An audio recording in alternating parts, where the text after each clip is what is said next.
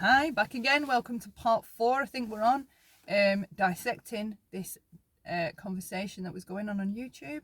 Let's go. People, that's just okay. Whenever you are up there, do I ever go in your chat and start shit? Ever? Okay, question. That was a question. I never go in your chat and start stuff. I can't do that. I'm sorry, y'all. I'm sorry. I don't go in your chat. I don't go in your chat and start stuff. Right, so we could hear the host talking calmly. Okay, there was didn't seem to be no, digs going on there. They asked a question. How? I give you examples. You tried to take a panel guest of mine and apologize for it. Okay, so far the guest is answering in a healthy way, giving examples to solidify their argument. Like with Jen, and had all kind of people in my chat, over 300 people. You come in the chat, you can come on my panel, Jen, and then you went live. Like, really? Wow, good friend. What? Yeah, you have. I don't know what you're. I'm sorry, I don't know what you're talking about. I need to say it slower? Life with Jen was on my panel. Okay, so it's took another turn. All right, took another turn. The host has no clue what the guest's speaking about now. Okay, now it's got lost in translation or something. And again, the host is confused, doesn't know what the guest is talking about. Those kinds of conversations where you're often feeling confused throughout it of what's going on. All right, they are your red flags. Yes, 300 people in there. You came in there and put in the chat, you can come on my panel. You later apologized for me for doing that. So yeah. So we're going back, what, 7 months? I don't know. You just said that you don't come in. No, it wasn't 7 months. You said you don't come in my chat. I have muted her. I don't come in your chat. I haven't been coming in your chat. I'm not. But you have more than one, so you're lying. Like, really? I have more than.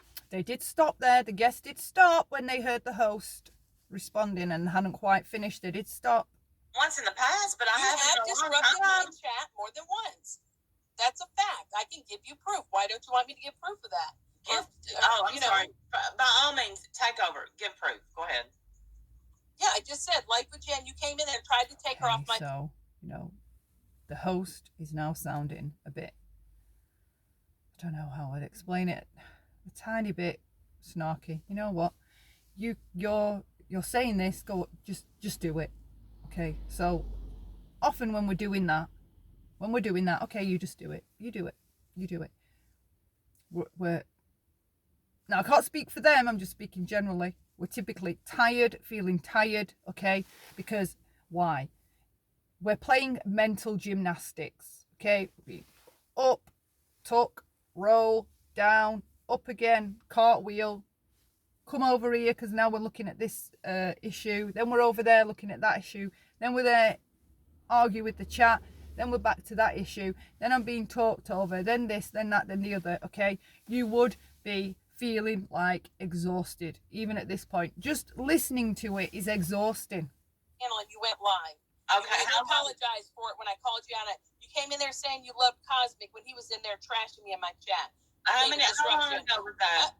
It doesn't matter how long. There's no time limit on that of you disrupting my chat. You've done it several times.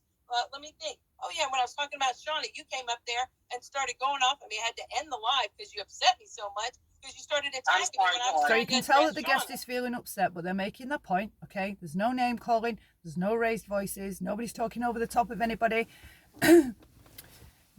They're presenting their argument to this new thing now that is in question. Okay, how many more examples do you need of you disrupting my chat? So drop all that bull about I don't know. Anyway, is there any way that you can lay off Jen and go after the person that called you, which was Vinny? No, I know that you have control. Legitimate question. Over Jen. Okay. What? I have no control over anyway. And what happened after the legitimate question? And go after the person that called you, which was Vinny. No, I know that you have control over Jen. Okay. What? Met with neither an answer. It was no. I know that you have control over this person. All right. The question was, can you lay off? Is there any way that you can lay off this person? It wasn't answered yes or no. Maybe. I'll think about it. Not right now. I'm still aggravated. I don't know how I feel about it. None of that. It was another accusatory statement. You control that person. Okay, so when statements are made at us in that way that we know are untrue, okay, we're back to being on the defense. Okay, we feel defensive. All right, the trick is, or the secret is, to recognize that we're feeling defensive. All right, process it and talk it back down. Because, and how to do that would be with the self-validation. Okay, self-validate. I know I don't control that person. Okay, I don't need to have all these hundreds of people believe it that way also, because once you need those people to believe it also, all right, you're seeking outside validation. And if you're seeking outside validation, you're always going to live and die depending on whether you receive the validation or you don't. Okay, and what I mean by live or die is you're going to be feeling joyous and wonderful when you're being validated from an outside perspective, all right? But what happens when those people aren't there to do it for you, okay? Or when they don't care, or whether they don't validate you, okay? You're going to wither up and die inside because you need that outside validation to feel like you're, to feel validated. So anyway, I would just validate it internally. I know that that's untrue, okay? And don't let the self-defensiveness rise up, because it changes you and it puts you in a different state of mind to how you would want to be to conduct a conversation. Those kinds of digs that put us on the defense, once we're on the defense, you'll notice yourself in any kind of dialogue or watching other people, okay, once someone's been accused of something and they rise up on the defense, all right, they're usually emotional, they're usually often trying to find 99 different ways to prove the thing that they feel like they need to prove to defend themselves. It's just a complete mind game. Somebody having you defending yourself constantly. It's an easy psychological game to get somebody to come out of their natural state. So, for example, you could be feeling calm and chill, okay? Someone says, you called that girl over there a bitch. What are you going to do? What? No, I didn't. What are you talking about? Who told you that? Okay, and straight away, you're there on the defense. You're in the emotional part of the brain where logic and reasoning isn't, okay? You're more reactive, explosive. You're not processing things the same way you would as when you're calm. Making untrue statements about people is I would say, the number one way to fuck with them, okay? If we're talking about manipulation and things like that, dark psychology, if I wanted to get someone to lose their shit, I'd simply start saying things about them that aren't true. Because, I mean, look around. That's kind of what the DC runs off. Somebody said something that wasn't true, and what happens? What happens? Hit live. I never said this and I never did that. And then we're off. We are off. Do not let people ask you, okay? Have a boundary where if people want to know something about me, they can ask. I get it, it's a bit more complex in DC, but the amount of times people jump up to justify themselves, I'm just like, why are you even falling for that tactic? Don't, because once you take hold of it, okay, once you hold it, you've got to do something with it. What are you going to do with it? Okay, you're going to try and defend it, or justify it, or over explain it, okay? Let back go of it. Let back go. Just let go. Let go. Because who are half of these people that you're justifying yourself to anyway? Are they people you even care about? Back to this. have no Everybody control knows. over Yeah, anybody. you use Jenny through Jen. Everybody knows that. We're not stupid. So yeah, I'm going to put pressure on her. Absolutely. Because she's a real life friend of him. Oh, She say that supports loud. his behavior. You're gonna what? What? Oh. So they said, I'm going to put pressure on them. And the host says, hang on, what did you just say? Okay. And then we get the What'd you say? You was gonna do what to Jen? silence. I don't know. I didn't say I was going to do anything to her. I think they're quickly running back over in their mind what they said to check if it was okay or not. I said, no, I'm not. I'm going to make her responsible. That's not what you said. There we go. Oh my gosh. Tell me what you think I said. Because you said I'm going to okay. A bit of a clever trick there, in my opinion. The awkward silence, I think, says a lot. Like what you're talking about. And then they quickly try to change what it was they said to something more appropriate sounding. All right. Thinking they'd said it to, maybe like get past the hearing of the host to be able to compare it to what they really said. Pressure on her. Yeah, I'm putting pressure on her by saying, why are you having this trash and the real back life doubling friend down. of yours who goes real life, he doxes me, everything, he's a piece of garbage. Hold on. Why so is he on the you panel? are Why going are you to up there? put pressure on Jen because someone else called your home. No, because her best friend called. No. That's not. Okay, well, he's not. Hold on, that's not her best friend.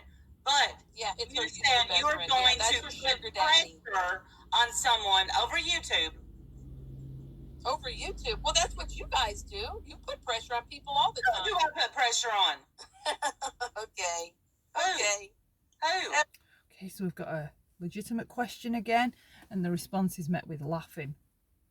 Right, so in a normal, healthy conversation, okay, that's already getting heated, somebody laughing at you, is that going to go over well? No, it isn't. Everybody knows you used him to go at Dave, and how do you do that? Through Jenny. I didn't use him to go at Dave. We're not stupid. The people in this community. So again, an accusatory statement that the host is going to have to defend, explain, justify. If you think that I've ever used anyone, we all know you used Jenny. And there again, another statement. We all know that this is what you've done. Okay, so again, keeping the host in their prime position for the length of this exchange, defending themselves. Ever. We all know that. Another statement. We all know that. I've never used anyone to go after anyone. So don't you come up here and accuse me and make up stuff. No, I'm not making up stuff. That's not where. No, I'm not gonna do that yet, Kit Kat. Everybody knows. I'm gonna let it be a pile up. But the thing is you need to, if you're gonna speak, who wants attention? Okay, so the host is trying to talk repeatedly, keeps trying to finish off their sentence, and the guest isn't allowing them to do that. They're talking, they're looking at the chat, mentioning the chat, the this, the that, the whatever. They are uninterested.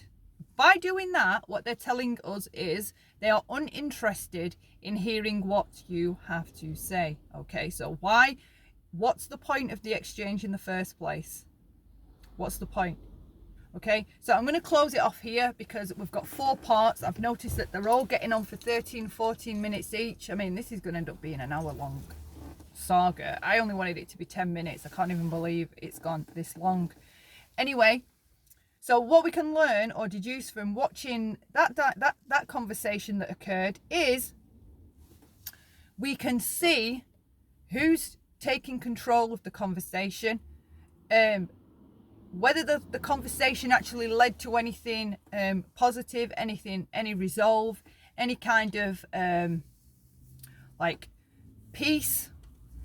It was just, in effect, a toxic exchange. I mean, that has neither changed anything from it happening than if it hadn't have happened. If anything, things have probably got worse because now there's this extra baggage between the two. all right, that's probably going to get referenced and brought up and whatever, okay, gone back over and critiqued and I don't know, okay. So if we look at those two and their conversation, we can learn loads of shit about having healthy conversation with other people. That's all I wanted to show, okay? There's no shade to either party.